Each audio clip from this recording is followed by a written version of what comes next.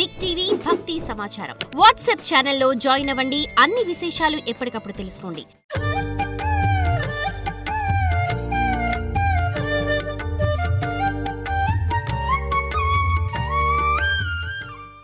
ప్రద్యుమ్న దేశంలో ఉండినది, ఋష్యశృంగునిచే సేవింపబడినది, మాతృత్వంతో నిండి ఉన్నది, ప్రచండమైనటువంటి తేజస్సు వల్ల దుర్భరంగా ఉన్నది అయినటువంటి శృంఖలాదేవిని తన తేజోమండలాన్ని ఖండాలుగా ఖండించుకున్నది. ఆ ఖండాలను ఆయా ప్రదేశాలకు పంపి వాటి వల్ల క్షేత్రాలను జనింపజేసిన ఆ శృంఖలాదేవిని శృంగగిరి చేత సంతోషపెట్టినట్టుది, శంకరాచార్య స్వామివారి చేత నమస్కరింపబడినది, వేదధర్మాన్ని రక్షించేది, సచ్చిదానందానికి మూలమైనదైన శృంఖలాదేవిని ఆశ్రయిస్తున్నాను. ప్రద్యుమ్న దేశం ప్రస్తుతం పశ్చిమ బెంగాల్లోని హూగ్లీ జిల్లా ప్రాంతమని పండితులు అంటున్నారు. అక్కడ ప్రజలు కూడా అలాగే అంటున్నారు. వంగదేశం అనాదిగా శాక్తేయులకు నిలయం. ఇప్పటికీ అక్కడ తాంత్రిక శాక్తేయ సంప్రదాయం చాలా ప్రబలంగా ఉంది. అక్కడ అమ్మవారి ఆలయం లేని గ్రామాలే ఉండవని చెప్పుకోవచ్చు. ప్రతి ఊరికి, ప్రతి గ్రామానికి అమ్మవారి ఆలయాలు, ప్రతి ఒక్క ఆలయంలోనూ మహిమ ఉంటుంది అని చెప్తారు. ఆ ప్రాంతాన్ని వంగదేశమని, గౌడ దేశమని పిలిచేవారు. ఆంధ్ర రాష్ట్రానికి ఉత్తరాంధ్రంలో కళింగము, దాని పక్కన అంగదేశము, దాని పక్కన వంగదేశం ఉన్నాయి. అంటే వంగ, కళింగ దేశాలు మూడు కూడా శాక్తేయ సంప్రదాయానికి ప్రసిద్ధికెక్కినవే. ఒక్క వంగదేశంలోనే సతీదేవి అవయాలు పడిన క్షేత్రాలు 10కి పైగా ఉన్నాయని ఆ రాష్ట్రం వారు చెబుతూ ఉన్నారు.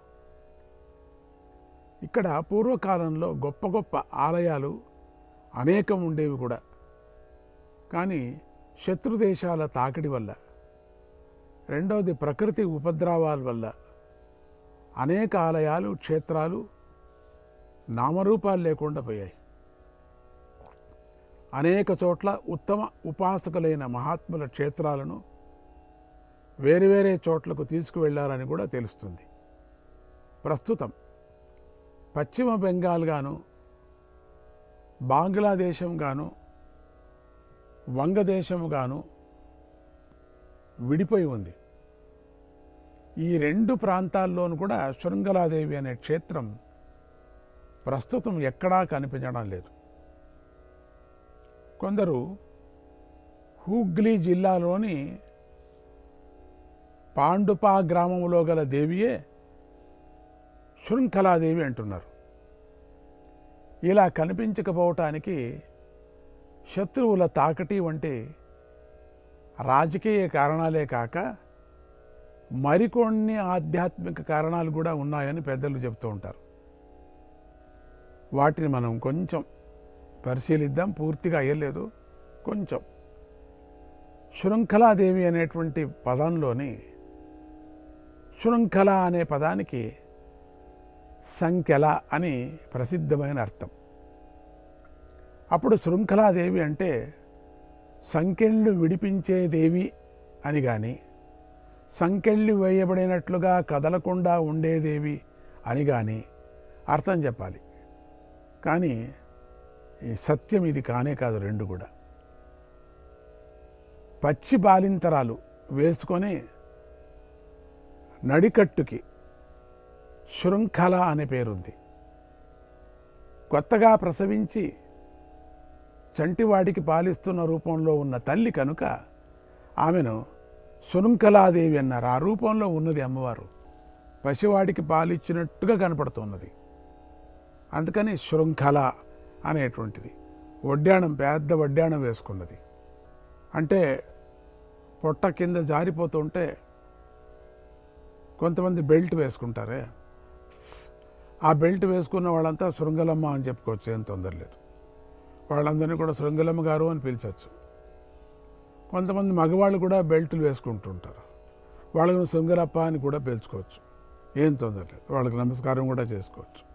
తిని ఇంకేం పని లేదు, ఆ టీవీ చూస్తూ ఉండేది, తింటూ ఉండేది. ఏం క్రికెట్లు లేవు, బేస్బాల్ లేవు, ఏమీ లేవు. ఒట్టి టీవీల్లో ఏదో సీరియల్ వస్తూ ఉండింది. ఇప్పుడు ఆ లాక్డౌన్ నుంచి అది కూడా పోయాయి, సీరియళ్ళు పత్తా లేవు. ఏదో పాత సీరియల్ అక్కడెక్కడ చూపిస్తూ ఉంటారు, ఏదో ఒకటి. మొత్తానికి సినిమాలు ఉన్నాయి కదా, అది ఏం యోచన లేదు కదా, దండు ఉన్న సినిమాలు. ఆ సినిమాలు వేసుకునేది, తింటూ ఉండేది. కొనాకేం తిరగటానికి కూడా లేదు, చిన్న ఇల్లు కదా, తిరగలేరు. అప్పుడేమవుతుంది, తినిందంతా ఎక్కడ పోతుందండి? మన సొత్తే కదండి, ఎక్కడా పోదు. కొంచెం మాత్రం బయట పోతుంది, మిగతాదంతా ఇక్కడే ఉంటుంది. అది లేచినప్పుడు ఒక మాదిరి పొట్టంత బరువు అవుతుంది, బెల్ట్ వేసుకుంటారు. అది శృంగలప్ప శృంగలమ్మలు చాలా లాక్డౌన్ అయ్యేంత వరకు, లాక్డౌన్ పూర్తి అయ్యేంత వరకు ఒక్కొక్క ఇంట్లో 2-3 శృంగలప్పలు, 2-3 శృంగలమ్మలు ఉంటారేమో తెలియదు.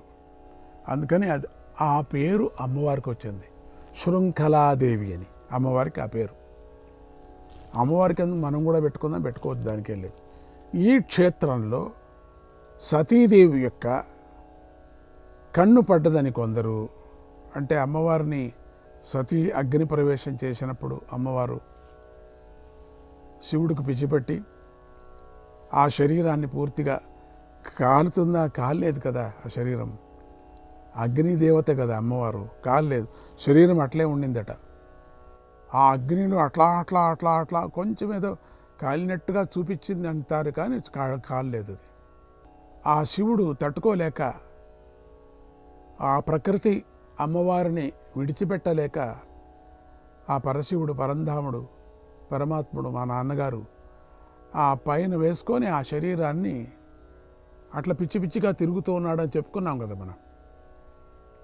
అట్లా తిరిగితే ప్రపంచమంతా నాశనం అయిపోతుంది కదా అని చెప్పి విష్ణువు దగ్గర వెళ్ళి ప్రార్థన చేస్తూనే విష్ణువు చక్రంతో ఖండఖండగాలుగా నరుక్కొని వచ్చాడు శరీరాన్ని, అమ్మవారి యొక్క శరీరాన్ని.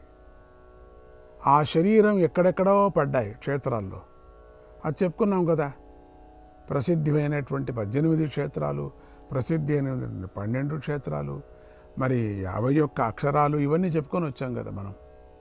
అట్లా ఆ క్షేత్రంలో సతీదేవి యొక్క కన్ను పడ్డదని, ఒక్కొక్క అవయం పడింది అనుకున్నాం కదా, కన్ను పడిందట.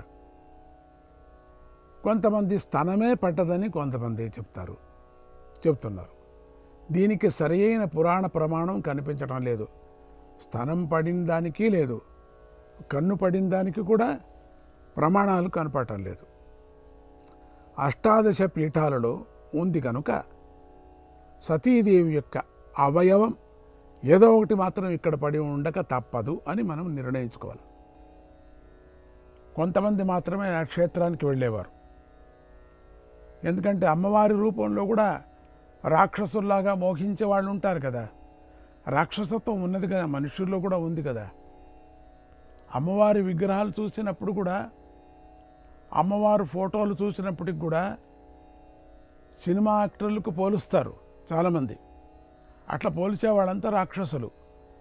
వాళ్ళు రాక్షసులు కాకపోయినా ఎల్లయ్య, భీమయ్య, రామయ్య అయినప్పటికీ కూడా రాక్షసాంశం ఉంది వాళ్ళలో, వీళ్ళకి. అందుకని వాళ్ళు ఆ యాక్ట్రెస్ కింద పోలుస్తూ ఉంటారు. వాళ్ళ అమ్మ కింద ఎందుకు పోల్చుకోరు, నాకు అర్థం కాలే. పోలిస్తే మంచిది కదా, మా అమ్మ అని అంటే దాంట్లో గౌరవం వస్తుంది కదా. అమ్మ కింద పోల్చరు ఎవరు కూడా, కామం కింద పోలుస్తారు. అదిగాక ఈరోజు వచ్చే ఫోటోల్లో సినిమా యాక్టర్ ఫొటోసే వేస్తున్నారు కూడా. ముఖం అన్ని అలంకారాలంతా చేసి ఏదో ఒక సినిమా యాక్టర్ ఫోటో, తలకాయని ఎవరి తలకాయకి ఎవరైనా వేయచ్చు. ఈ ఇంటర్నెట్ యుగంలో ఎవరి తలకాయకి ఎవరికైనా వేసుకోవచ్చు, ఎవరి చేయికైనా వేసుకోవచ్చు, ఎవరి ప్రీతి ఇంకొక ప్రీతికైనా వేసుకోవచ్చు. ఇష్టం వచ్చిన టెక్నాలజీ వచ్చేసింది ఇప్పటికి.